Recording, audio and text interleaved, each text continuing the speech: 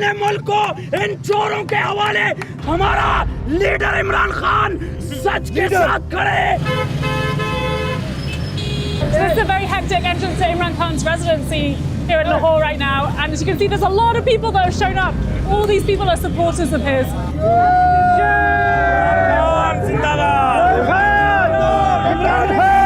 Why are you outside his house right now? Without the government, imported government has arrived here to arrest him. So you're protecting Imran Khan against arrest? Protecting Imran Khan. We are fighting for Imran Khan.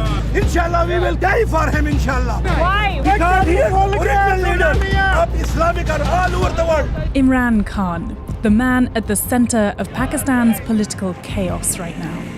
From cricketing hero to prime minister to an ousted opposition leader fighting for survival. And they want me in jail so that I cannot contest elections. Imran Khan has been kicked out of government just last year. He's now hoping to make a political comeback. Things are very, very tense. The police have been camped outside his house, and we're heading right into the belly of the beast to meet the man himself.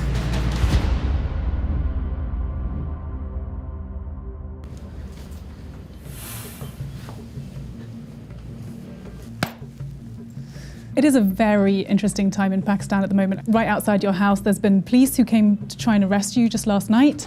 Around them are all your supporters that we just passed coming in here today. How does it feel to be in the middle of this firestorm? What I always hoped one day would be my people being politically aware, understanding what true freedom is. The demand in Pakistan is for real freedom, which means justice, which means fundamental rights. In my 26 years of politics, it's the first time I feel that people realize that they want true freedom. 30 years ago, you were one of the greatest cricket players of all time. You were a national hero, a captain for this country. Did you know you were going to be Prime Minister of this country? No, it was never my ambition because I was focused completely on cricket. I played 21 years of international cricket. And when I went into politics, it was the biggest challenge. And I would not have gone there had I not already gone through the mill in my life of facing ups and downs. 3.5 years as a prime minister was the most difficult thing I'd ever done because our country was bankrupt. But you never look back in life because people ask me, you had such a great glamour life as a cricketer. I look upon that life and, I don't even remember it. It means nothing to me. Really? There's not a tiny part of you that misses it? So many people will remember you from, being flashed across the Daily Mail. My mum's a big fan. You were a total babe magnet. You don't miss that life free of responsibility Never. at all? Not even once have I ever missed that life. In fact, I don't even watch any cricket anymore. It is time for fresh faces to come into Pakistani politics. Since bursting into politics in 1996 and being elected Prime Minister in 2018, the challenges facing Imran Khan have been enormous. Just a few months back, Khan was leading a rally when he was shot 3 times in the leg. What was it like for you, knowing that someone is shooting at you? Well, I was expecting an attempt on my life, and I had predicted that for 2 months. When I heard the gunshots, I thought they were firecrackers. But then I had this awful feeling in my right leg. I had 3 bullets in my left leg, and one of them had broken my bone. But it also had damaged my nerve in my foot. But even when I was lying down, I thanked the Almighty because I knew I was saved. And what about now? I mean, are you scared? Well, the threat of assassination is probably even more now than before because the 3 people who I knew were responsible for this, they're still sitting in power. And they're probably more worried now than ever before because all indications are that whenever there are elections, my party is going to sweep the elections. Despite Khan's finger-pointing at the current government, there's no evidence that the ruling party was behind the assassination attempt. But they have pushed back the date for the next elections and filed dozens of legal cases against him, which is widely seen as an attempt to prevent him from running again. You are facing some very serious legal charges right now. There's a possibility that could lead to a prison sentence. The corruption cases against me, there's just one, what they're saying, when you get public gifts in Pakistan, they are saying that I sold one of the gifts. So I want a public hearing about this. I want this to be in public, covered by the media when this case comes to court. How would you handle prison? I survived an attempt. Really lucky to be alive. So, I mean, prison will be, I guess when it comes to it, I'll go to it. But if I don't fight for my country, who will? A few days after this interview was filmed, the violence escalated. One supporter was killed, and when the police unsuccessfully tried to arrest Khan at his home, 2 full days of chaos ensued. You're fighting for political survival. You are telling your people to go out on the streets, to march, to go to jail for you. You're calling for early elections. You say that your priority is economic and political stability. Do you ever think that if you were to step aside, if you were to let go, the government could get on with running the economy? If the current government was worried about economic stability, why did they conspire to remove our government? We only had 1.5 years left. So why? What was the hurry? The Prime Minister was about to be convicted. His sons were about to be convicted on billions of rupees of corruption. So the hurry was they didn't want to remove the government because there was a problem with the economy or they were worried about inflation. They wanted to remove the government because they wanted to get rid of the corruption cases, which they did. इंशाल्लाह corruption मेरा ये आपसे वादा है कि मैं आपको काबू करके दिखाऊंगा. You came into power promising to eradicate corruption within 6 months. You haven't done that. Corruption perception index worsened during your rule. The problem in Pakistan is that we have what is called elite capture. The ruling elite is above law. So it's not just Pakistan's problem, it's the problem with the entire developing world. My whole campaign is to bring the powerful crooks under the law. And why I failed, unfortunately, because the National Accountability Bureau, which deals with corruption, was not under me, was under the army chief. So you're saying you don't have control over the military? Because the army chief had the veto, I could not get the powerful crooks convicted, which is why we could not improve on our corruption index. If you cannot bring the powerful under the rule of law and hold them accountable, then I'm afraid, how can you control corruption? आप तैयार हो? मैं आपके साथ अब सड़कों पे निकलूंगा. तब तक निकलता रहूंगा जब तक तुम इलेक्शन हम तुम्हारे से जबरदस्ती इलेक्शन करवाएंगे. You've been very critical of the current government for suppressing free speech, for politically persecuting you, as you say. Under your own government, talk shows were shut down, journalists who've been critical of you were attacked, tortured, detained. As someone who is presenting yourself as a victim, I can see you shaking your head, as someone who is presenting yourself as a victim of persecution and a beacon of free speech. Not one case against the media was ever instituted by my government. I mean, there is a long list of journalists who... Let me just complete it.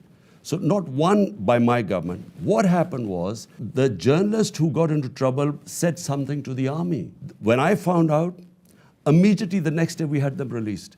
Compare that to what's going on now. That might be true, but I'm asking you about under your rule. You know, the Reporters Without Borders said that, you know, labelled you as a press freedom predator. The 2 times we found out 2 journalists were picked up, we immediately took action. And what about the others? There were people who were shot outside their homes, there were people whose talk shows were shut down. Talk shows was shut down only on 2 people who apparently said something against the army, not against my government. The army has ruled Pakistan for half the country's existence, and critics accuse them of still pulling the strings in the country's politics. You blame the military for many things. Why should people vote for you if you can't control the military? My responsibility was fighting corruption, but I did not have the authority on the institution that was supposed to be a tool to fight corruption, NAB, which was controlled by the army chief. Do you not feel like it needs to be dismantled in order to actually have a free and fair country, as you say? There needs to be a balance. No management system works if the Prime Minister has the responsibility, but he doesn't have the authority. Another force Khan has tried to find balance with is the Taliban. We must strengthen this current government, stabilize it, for the sake of the people of Afghanistan. Nicknamed Taliban Khan, he's known for his softer approach to the group. When the Taliban took Afghanistan, you noted that the Taliban had promised to uphold human rights and to form an inclusive government. It's been 2 years now, and the Taliban does not have an inclusive government. The human rights record is not looking good, especially for women's rights, as I'm sure you're aware. Is there any part of you that regrets a somewhat softer attitude towards the Taliban? You see, unfortunately, in the West, all you look upon Afghanistan is Taliban and anti-Taliban. We in Pakistan look upon Afghanistan as our neighbor, and after 40 years, for the first time, there's peace in Afghanistan. Now, what I said was the Western countries must get them into the mainstream.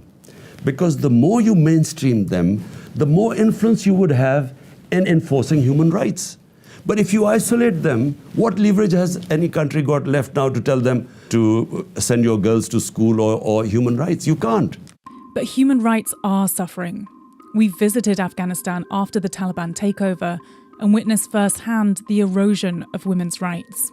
Now that the Taliban are fully back in control, we're getting a lot of very disapproving stares from people for being the only women in here. So what kind of guidelines are you giving people in terms of how they should be living here? لباس په حق کې قرآن چې هدایت کو چې ښځې باید داسې لباس واغوندي چې هغه جلب نظر د خلکو ونه کړي او قرآن کریم مطلب یې د ښځو دپاره چې وقرن فی بیوتکن په خپلو کورو کې کښېنئ.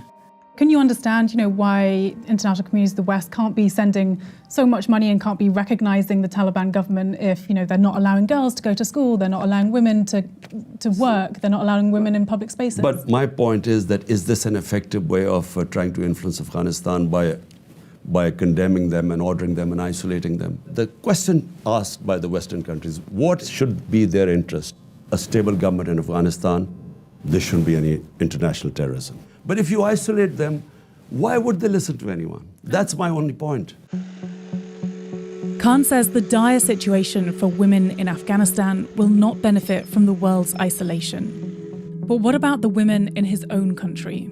There's a strong movement of young Pakistani women at the moment who are fighting for gender equity in this country. Do you support those Pakistani feminists in their fight for gender equity? Absolutely. Yeah.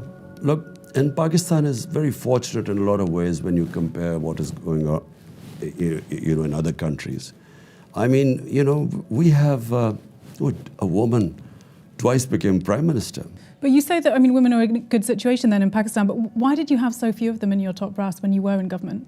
Well, it's a merit system.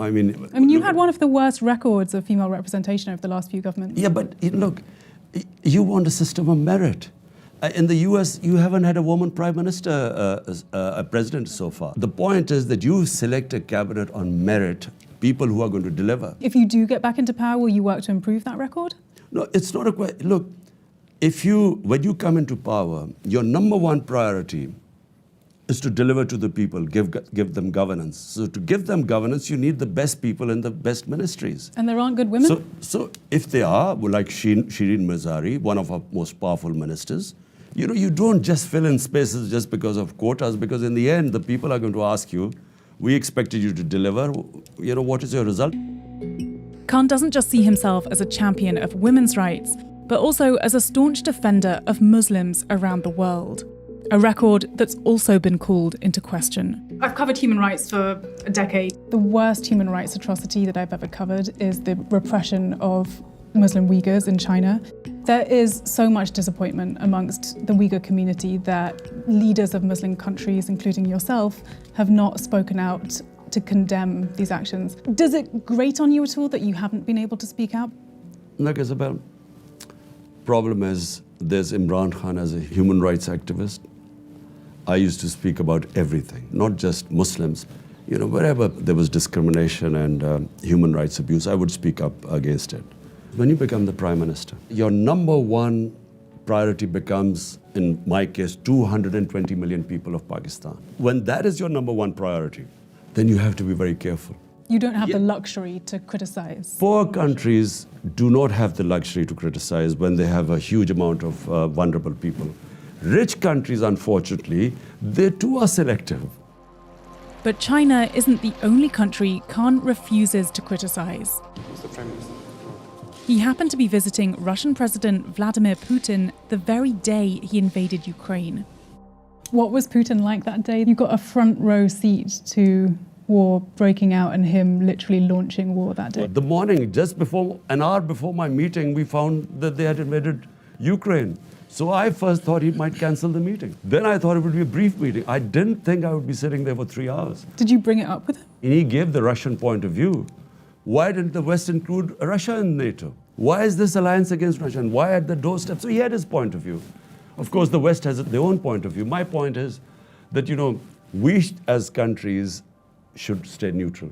We became part of the US war on terror. 80,000 Pakistanis were killed. Over $100 billion were lost to the economy. There were 400 drone attacks by the US on an ally in Pakistan. And what did we gain out of this? One lesson Pakistan has learned is stay out of other people's conflicts. कौन बचाएगा पाकिस्तान? इमरान खान, इमरान खान। कौन बचाएगा पाकिस्तान? इमरान खान, इमरान खान। कौन बचाएगा Pakistan? Are you enjoying this fight? Yes, because I think if I woke up and there was no challenge in my life, I would think it's the end of my life. So there's never a point you're going to step aside?